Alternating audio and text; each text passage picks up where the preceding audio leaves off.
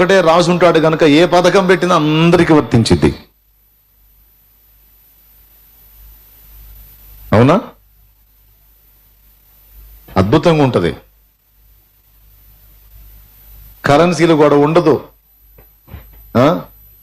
జెండాలు కూడా ఉండదు, ఎవరి జెండా వాళ్ళదన్న కూడా ఉండదు, అంతా ఒకటే జెండా. ఇలాగో ఈ ఒక ఎనాలిసిస్ ఇది.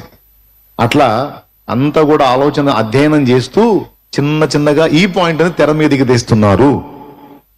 దీనికి ముందుగా బాగా వినండి, దీనికి ముందుగా 10 దేశాలు భవిష్యత్తులో ఇంకా కొంతకాలంలో 10 దేశాలు కలిసి ఒక్క దేశంగా మారబోతున్నాయి.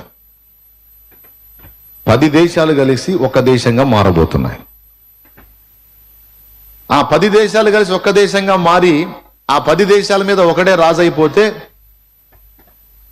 పరిపాలన 10 దేశాల్లో ఒకటే జరిగిస్తాడు. అప్పుడు భూమి మీద ఉన్న దేశాలన్నింటిలో అతి పెద్ద దేశం అవుతుంది. దానికి ఒక్కడే రాజు, అతి పెద్ద దేశానికి ఒకటే రాజు అవుతాడు.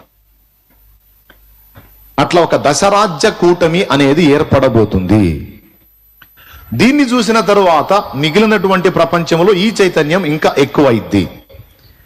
ఒకప్పుడు ఆ 10 దేశాలు విడివిడిగా ఉన్నాయి, నానా బాధలు పడ్డారు. ఇప్పుడు ఆ 10 దేశాలు కలిసి ఒక దేశం అయిపోయి ఒక రాజును ఎన్నుకొని హాయిగా ఉన్నారు. వాళ్ళు యుద్ధాలు లేకుండా ప్రశాంతంగా ఉన్నారు. మనమంతా ఒకటి ఎందుకు కాకూడదు?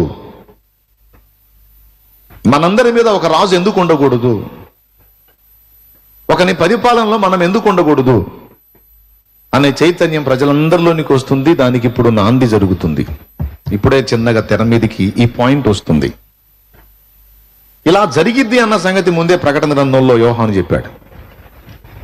ఎట్టి పరిస్థితుల్లో ఇప్పుడు నేను చెప్పేది జరగవచ్చు అని చెప్పట్లా నేను. ప్రజలలో ఉండే కొద్దీ ఈ నినాదం ఎక్కువ అయిపోయి ఈలోపు 10 దేశాలు కలిసి ఒక దేశం అయిపోయి ఇదంతా జరుగుతున్న తర్వాత మిగిలిన దేశాల్లో ఈ చైతన్యం కలుగుతుంది.